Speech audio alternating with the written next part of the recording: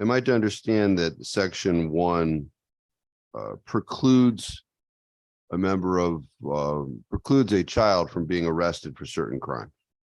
Senator Winfield? I think the child would be arrested. How they are handled, I think, is different after the arrest.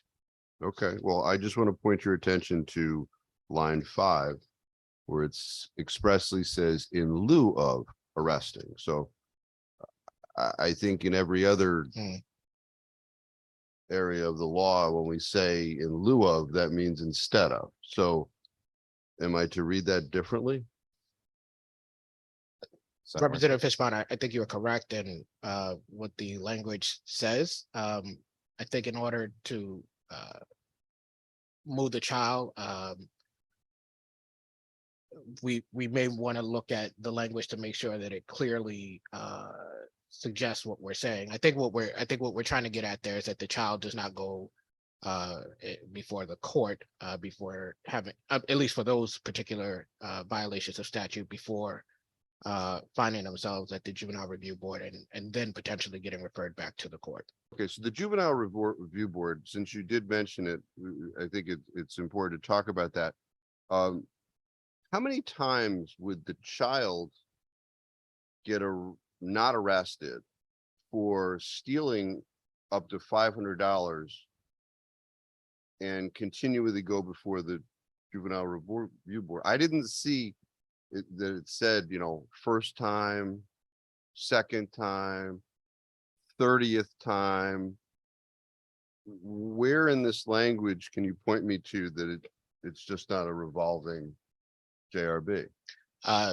Thank you, and through you, Mr. Chair. I don't believe the language before us explicitly says time number 2 or time number 35. It does, however, say that if the child is not successful in completing requirements imposed by the Youth Service Bureau or community-based provider, that they might find themselves in front of a court. I would suggest that any of those requirements would include not being arrested for that crime, or not being detained or arrested for that crime again. I respect that, but the timing is important here. So let's just say this past Monday, a 17-year-old stole $499, and they're not going to get arrested. There's going to be a referral to the JRB. How long does that process take? Thank you, and through you, Mr. Chair, off the top of my head, I don't know exactly how long the process takes. So I'd be happy to get you that answer. Sure. I think every JRB around the state is different. I think that's fair. Through you, Mr. Chair, I would say currently that is, yes, absolutely correct. Because there is no standardization of procedures for JRBs, correct? No. So let's just say it's 30 days. So Monday, this 17-year-old stole $499. Now, they haven't gone before the JRB before Tuesday. If they steal another $499 on Tuesday, can they be arrested under this language? To you, Mr. Thank you, and through you, Mr. Chair. As the language currently sits, it does not appear that they would be able to. And then Wednesday, and then Thursday, and then Friday. So it goes on and until they get to the JRB, and the JRB tells them, don't steal anymore. And then they perhaps do steal again, and then they can be arrested. That's the way this language lies, correct? Yes, it lies that way, although I've never seen a situation quite like that. Yes, it does. Well, okay, so let's talk about what larceny 6 is. Because when we look at the statute, it expressly says, and it's not very long, a person is guilty of larceny in the 6th degree when he commits larceny as defined in 53A 119, and the value of the property or service is $500 or less. So we have to go to 53A 119 to find out what larceny is. Larceny is extortion. It's one of the things under 53A 119. That's sub 5. Extortion is compelling or inducing another person to deliver such property to himself or a third party by means of instilling fear in him that if the property is not so delivered, the actor or another will cause physical injury to some person in the future.